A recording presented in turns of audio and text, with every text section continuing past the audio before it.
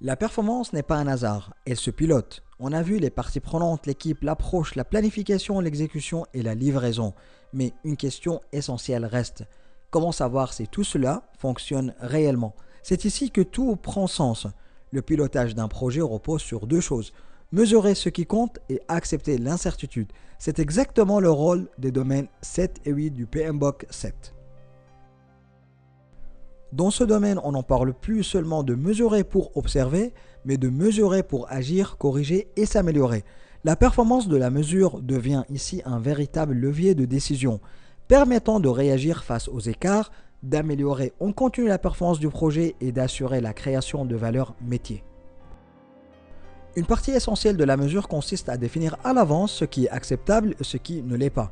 Pour cela, des seuils sont établis sur différentes métriques du projet, comme les coûts, les délais, la vélocité ou d'autres indicateurs spécifiques. Le niveau d'écart toléré dépend directement de l'appétence au risque des parties prenantes. L'objectif n'est pas d'attendre qu'un problème devienne critique, mais d'identifier les écarts suffisamment tôt pour pouvoir agir. Les seuils définissent des limites supérieures et inférieures acceptables. Tant que les mesures restent dans ces limites, le projet est considéré comme sous contrôle. En revanche, lorsqu'un seuil est franchi, cela déclenche une alerte et appelle une prise de décision.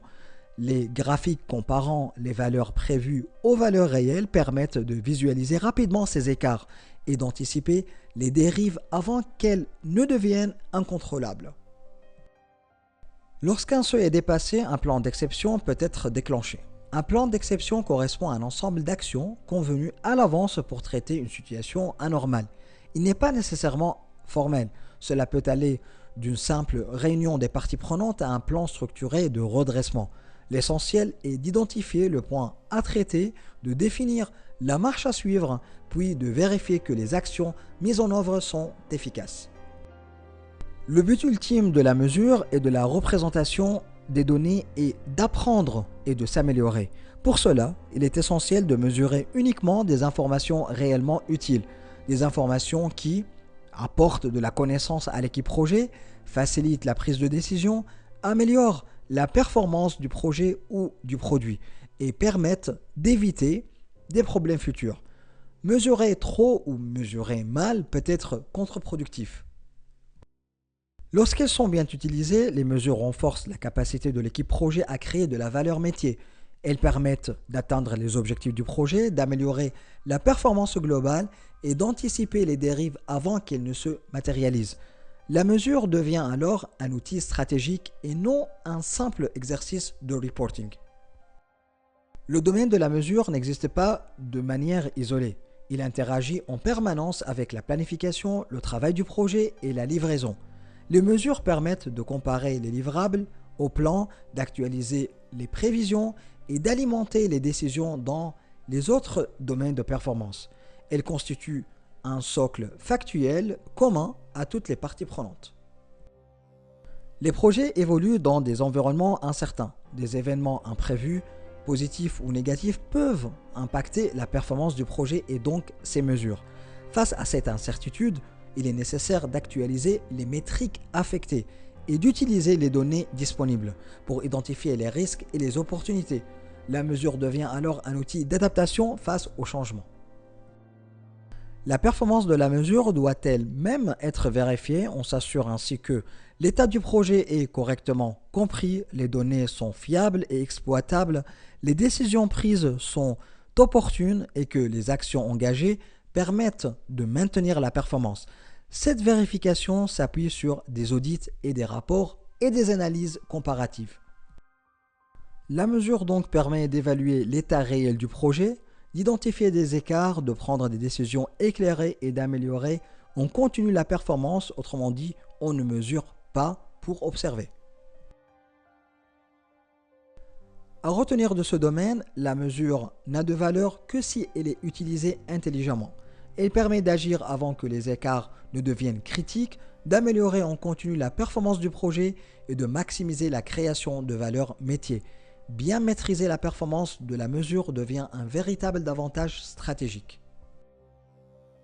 Le domaine de performance de l'incertitude concerne toutes les activités liées aux risques et aux situations imprévisibles dans un projet. Les projets évoluent rarement dans des environnements stables. Ils sont influencés par des facteurs techniques, économiques, sociaux, politiques et humains. Une bonne gestion de l'incertitude permet d'obtenir une meilleure compréhension de l'environnement du projet, d'anticiper les menaces et les opportunités et surtout de limiter les impacts négatifs liés à des événements imprévus. L'objectif n'est donc pas d'éliminer l'incertitude, mais de la comprendre, de l'analyser et d'y répondre de manière proactive. Pour bien gérer l'incertitude, il est essentiel de comprendre quelques notions fondamentales. L'incertitude correspond à un manque de compréhension ou de visibilité sur les événements, les solutions possibles ou la voie à suivre. L'ambiguïté apparaît lorsque plusieurs interprétations ou résultats sont possibles, sans qu'il soit clair lequel est correct. La complexité décrit une situation où de nombreux éléments interagissent de manière difficile à prévoir. La volatilité, quant à elle, se traduit par des changements rapides et imprévisibles. Enfin, le risque est un événement ou une condition possible ayant un impact positif ou négatif sur les objectifs du projet. Ces concepts sont étroitement liés et constituent la base du domaine de performance de l'incertitude. L'incertitude provient souvent de l'environnement global du projet. Elle peut être liée à des facteurs économiques comme la fluctuation des prix, l'inflation ou la disponibilité de ressources. Elle peut également être d'ordre technique, notamment lorsqu'on utilise des technologies nouvelles ou complexes. D'autres sources incluent les contraintes juridiques et réglementaires, les conditions physiques de travail, l'influence des médias ou de la société ou encore des facteurs politiques internes et externes. Comprendre ces environnements élargis permet à l'équipe projet d'anticiper les risques et d'adapter ses décisions en conséquence. L'incertitude est inhérente à tous les projets. Il est impossible de prévoir avec certitude les résultats d'une activité, surtout dans des environnements complexes ou innovants. Les effets positifs potentiels sont appelés des opportunités, tandis que les effets négatifs sont des menaces. Ensemble, ces opportunités et ces menaces constituent les risques du projet. Pour faire face à cette incertitude, plusieurs approches existent. Collecter davantage d'informations, se préparer à plusieurs scénarios possibles, explorer différentes solutions dès le début du projet et renforcer la résilience de l'équipe et de l'organisation. L'ambiguïté se manifeste lorsqu'une situation peut être interprétée de différentes façons ou lorsqu'il existe plusieurs solutions possibles. On distingue l'ambiguïté de concepts liés à des termes ou des interprétations floues et à l'ambiguïté de situation lorsque plusieurs résultats sont envisageables. Pour réduire l'ambiguïté, l'équipe projet peut recourir à l'élaboration progressive des plans, à l'expérimentation et à l'utilisation des prototypes. Ces approches permettent de clarifier progressivement les relations entre les variables et d'orienter les décisions sur des bases plus solides. La complexité est liée à l'interaction de nombreux facteurs humains, techniques et organisationnels. Dans un environnement complexe, de petites actions peuvent produire des résultats inattendus, rendant les prévisions difficiles. Pour gérer la complexité, plusieurs stratégies peuvent être utilisées. Par exemple, s'appuyer sur les systèmes en dissociant les éléments et en utilisant des simulations. Recentrer l'analyse grâce à des approches diversifiées et équilibrées. Ou encore, s'appuyer sur des processus itératifs favorisant l'apprentissage continu. La volatilité correspond à des changements rapides et imprévisibles souvent liés aux ressources, aux compétences ou aux conditions du marché. Elle a généralement un impact direct sur les coûts et les échéanciers. Pour y faire face, l'équipe projet peut analyser différentes options possibles et utiliser des réserves de coûts ou de délais. Ces réserves permettent d'absorber les variations sans compromettre les objectifs globaux du projet. Le risque fait partie intégrante de l'incertitude. Il peut être négatif, auquel cas on parle de menace, ou positif et devient alors une opportunité. Le risque global du projet représente l'effet combiné de toutes les sources d'incertitude sur l'ensemble du projet. Si ce risque devient trop élevé, l'organisation peut aller jusqu'à remettre en question la poursuite du projet. La gestion du risque global repose sur les mêmes principes que la gestion des risques individuels, mais à une échelle plus large.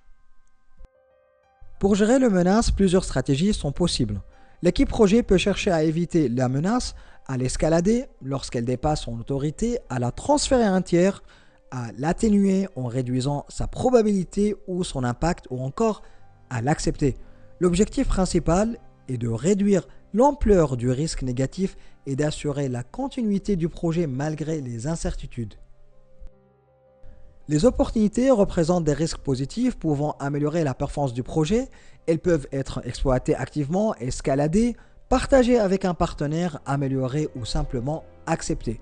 Les réponses aux opportunités doivent être régulièrement revues afin de s'assurer qu'elles restent alignées avec l'appétence au risque de l'organisation et qu'elles n'introduisent pas de nouveaux risques non maîtrisés.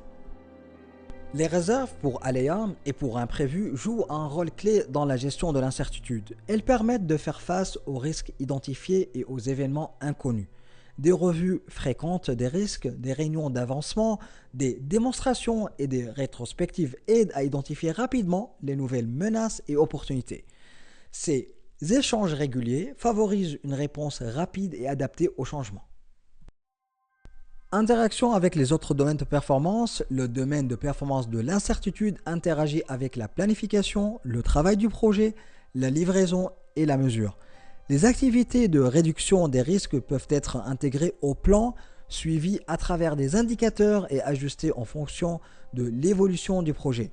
Le choix de l'approche de développement, prédictive ou adaptative, influence fortement la manière dont l'incertitude est gérée, notamment à travers l'utilisation des réserves ou l'adaptation continue des plans. Enfin, la performance du domaine de l'incertitude se vérifie par plusieurs résultats concrets. Une bonne compréhension de l'environnement du projet, une gestion proactive des risques, une anticipation efficace des menaces et des opportunités, une utilisation maîtrisée des réserves, de coûts et d'échéanciers. Lorsque ces éléments sont en place, le projet est mieux préparé à faire face à l'imprévu tout en maximisant la création de valeur. À retenir de ce dernier domaine, l'incertitude fait partie intégrante de tout projet et ne disparaît jamais, elle se gère. L'objectif n'est pas d'éliminer tous les risques, mais d'identifier les menaces, de saisir les opportunités et d'agir de façon proactive. La clé, c'est la résilience, s'adapter en continu pour maintenir la performance malgré les imprévus. Merci d'avoir suivi cette présentation. Rappelle-toi toujours, plus tu aides les autres à réussir, plus tu réussis toi-même. D'ici là, et si vous avez des questions ou remarques, n'hésitez pas à me contacter par mail ou laissez directement vos commentaires en dessous de la vidéo. On se retrouve dans la prochaine. Merci d'avoir suivi cette présentation. Rappelle-toi toujours, plus tu aides les autres à réussir, plus tu réussis toi-même. D'ici là, et si vous avez des questions ou remarques, n'hésitez pas à me contacter par mail ou laissez directement vos commentaires en dessous de la vidéo. On se retrouve dans la prochaine.